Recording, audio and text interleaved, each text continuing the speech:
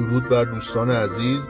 امشب میخوام مود جدید کلش رویال رو با هم بازی کنیم. بعضیا ممکنه ندونن اصلا قلقش چجوریه و چجوری باید بازی کنم. من از ابتدا بهتون میگم که چی کار باید بکنید، قلقاشو بهتون میگم، البته تا اونجایی که خودم یاد گرفتم. خیلی بازی جذابیه به نظر من و من خودم یه مدته که اصلا اون اتکای نورمال رو نمیزنم و میام سراغ این قضیه. یه سری نکات داره این بازی که من سعی میکنم تو حین انجام بازی بهتون بگم و انشاءالله که لذت ببریم. بریم بازی.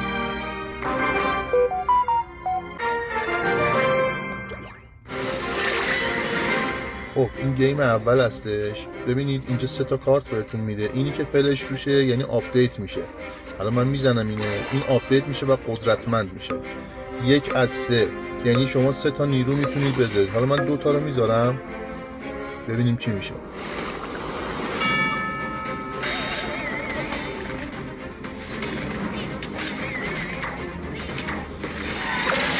خب اینجا میبینید از لولش کم شد، یعنی الان این تقریبا 9 تا جون داره. آره 9 تا جون داره و جونش به 0 برسه از رده خارج میشه. خب الان شد یه نیرو اضافه شد. برای من 2 تا نیرو دارم و 4 تا میتونم داشته باشم. ماسکیتر رو اضافه میکنیم. ببینید الان ماسکیتر هم لول اپ میشه.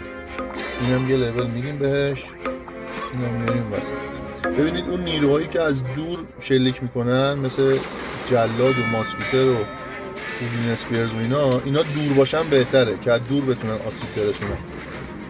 یه سری نیروها هستن که میرن تو دل قضیه مثل همین فرانس و اینا جلوتر باشن بهتره.